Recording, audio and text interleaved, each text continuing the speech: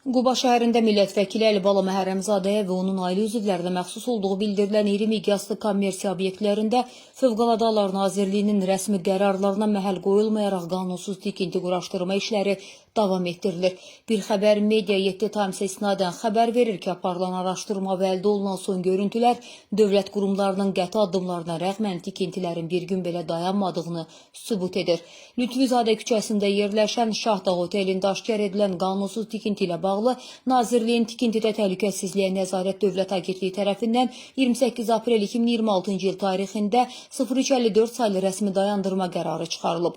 Layihənin qanunsuzluğu üzə çıxan gün millət vəkili Əlibala Məhərrəmzadə mətbuata açıqlama verərək obyektin ona aid olmadığını, orada heç bir qanunsuz iş aparılmadığını iddia etmişdi. Lakin rəsmi sənədlər obyektin deputatın qardaşının adına rəsmiləşdirildiyini, mənəvi olaraq isə özünə məxsus olduğunu ortaya qoyub. İyunun 28-də ərazidə lentə alınan son görüntülər isə dövlətin rəsmi qərarına açıq meydan oxunduğunu göstərir. Oteldə tikinti işləri tam sürətlə davam etdirilir. İtaətsizliyin daha bir ağır forması Quba şəhəri Nəriman Nərimanov küçəsi 75 ünvanında Akvapark kompleksinin inzibati binasının yaxınlığında qeydə alınıb.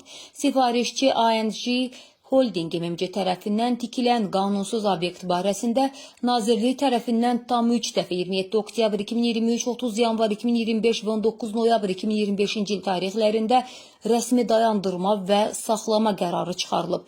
Tikintidə Təhlükəsizliyə Nəzarət Dövlət Agentliyi məsələnin ciddiliyini nəzərə alaraq işi Fövqəladə Hallar Nazirliyinin Əməliyyat İstintaq İdarəsinə göndərib. İddialara görə deputat şəbəkəsinə aid növbəti qanunsuz tikinti Quba şəhərinin 30-32-ci məhəlləsində yerləşir.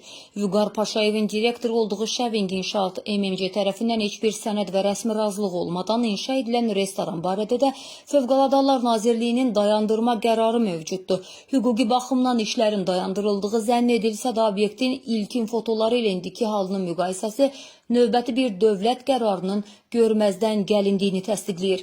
Silavi vətəndaşların ən kiçik tikililərinə qarşı sərt mexanizmlərlə çıxış edən aidiyyatı qurumların, millət vəkili və ailəsinin Qubadakı qanunsuz mülkləri qarşısında niyə bu qədər kövrək və təsirsiz qaldığı ciddi suallar doğurur. Xəbərdə adı çəkilən millət vəkilinin, şirkətinin və digər qarşı tərəflərin mövqeyini işıqlandırmağa hazırıq.